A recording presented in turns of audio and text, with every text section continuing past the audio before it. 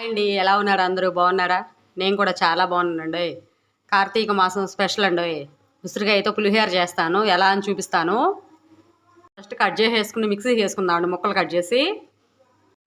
ఇదిగోండి, ఇలా ముక్కలు ముక్కలుగా కట్ చేసేసుకోవాలి చక్కగా.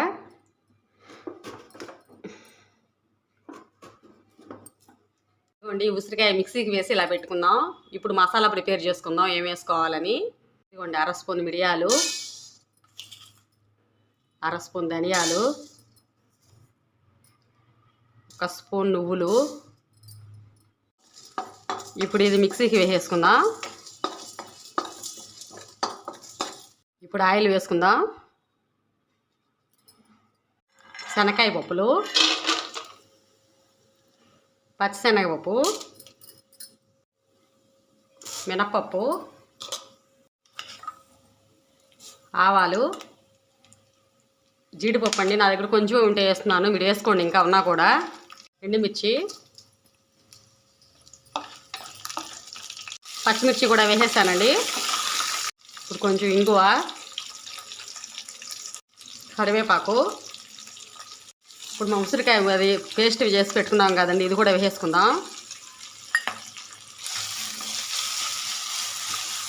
ఉప్పు. ఇలా పచ్చివాసన పోయే వరకు చక్కగా వేయించేసుకుందాం అండి ఉసిరికాయ. ఇది మనం మిక్సీకి వేసుకున్నాం కదా ధనియాలు మిరియాలు, అది కూడా వేసేద్దాం. అన్నం వేసుకుని తిప్పేసుకుందాం. ఇప్పుడు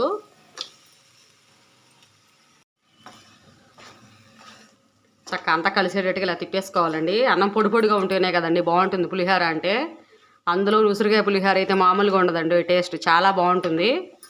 ఈ సీజన్లో ఉసిరికాయ తినడం చాలా మంచిది కాబట్టి ఈ రూపంగా తింటే ఎంతో మంచిదండి ఆరోగ్యానికి కూడా. విటమిన్ సి పుష్కలంగా ఉంటుంది కదా ఉసిరికాయలో. పులిహోర కూడా చాలా బాగుంటుందండి టేస్ట్, రోగ నిరోధక శక్తిని పెంచుతుంది. ఇదిగోండి, అంతా అయిపోయింది, చక్కగా కలిపేసాను అంతా. ఇప్పుడు లాస్ట్లో కొంచెం కొత్తిమీర వేసుకుందాం. ఇంతే, ఎంతో టేస్టీగా, చూడడానికే కాదండి తినడానికి కూడా చాలా చాలా బాగుంటుంది ఉసిరికాయ పులిహోర. మీరు చేయకపోతే ఒకసారి ట్రై చేయండి. ఇంత చూసి వెళ్ళిపోకండి, వెళ్తూ వెళ్తూ ఒక లైక్ కొట్టండి, షేర్ చేయండి, సబ్స్క్రైబ్ చేసుకోండి. ప్లీజ్ లైక్ అండి. ఉసిరికాయ పులిహోర మామూలుగా ఉండదండి టేస్ట్ అయితే.